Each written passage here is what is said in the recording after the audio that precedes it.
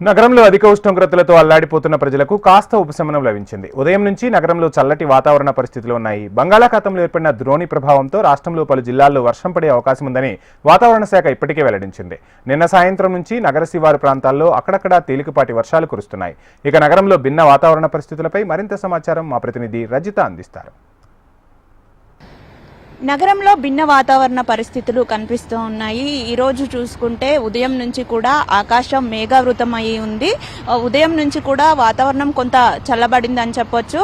ప్రస్తుతానికైతే నగరంలో 34 డిగ్రీల ఉష్ణోగ్రతలు నమోదవుతున్నాయి. అయితే బంగాళాఖాతంలో ఏర్పడినటువంటి ఒక ఉపరితల ద్రోణి కారణంగా అయితే వాతావరణంలో ఈ మార్పులు చోటు చేసుకుంటున్నట్టుగా వాతావరణ శాఖ అధికారులు మనకు చెప్తా ఉన్నారు. ఇప్పటికే మనం చూస్తూ ఉన్నాం. ఈరోజు ఉదయం నుంచి కూడా కాస్త వాతావరణం చల్లగానే ఉంది. ఆకాశం మేఘావృతమై కూడా ఉంది. అయితే ఈ ఉపరితల ద్రోణి ఏదైతే ఏర్పడిందో దాని ప్రభావంతో కూడా నగరంతో పాటు రాష్ట్ర వ్యాప్తంగా కూడా కొన్ని జిల్లాల్లో తేలికపాటి నుండి మోస్తరు వర్షాలు కురిసే అవకాశం ఉందని కూడా వాతావరణ శాఖ నిపుణులు హెచ్చరించారు.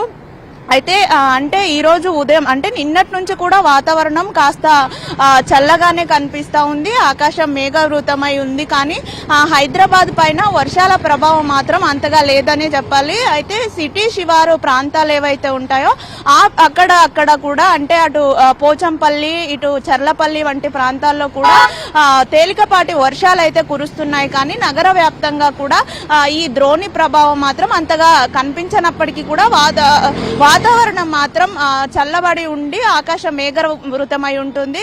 మరో 2 రోజుల పాటు కూడా ఇదే వాతావరణ పరిస్థితులు నగరంలో ఉంటాయని కూడా వాతావరణ శాఖ నిపుణులు హెచ్చరిస్తున్నారు.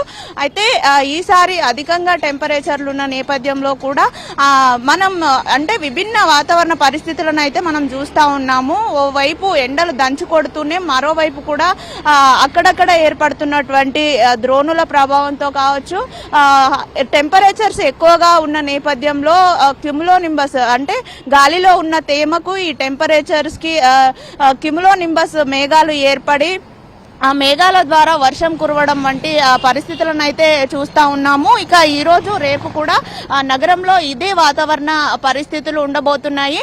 అయితే ఎండతో ఉక్కపోతతో ఉక్కిరి బిక్కిరి అయినటువంటి నగరవాసులకు ఇదొక ఉపశమనం అని చెప్పొచ్చు. అయితే వాతావరణం చల్లగా ఉన్నప్పటికీ కూడా ఉక్కపోత మాత్రం ఎక్కువగానే ఉందని చెప్పాలి.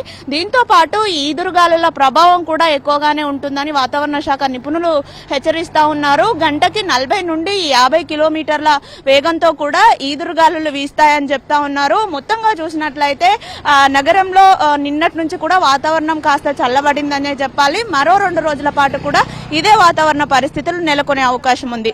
వీడియో జర్నలిస్ట్ సతీష్ తో రజిత, HM టీవీ, హైదరాబాద్.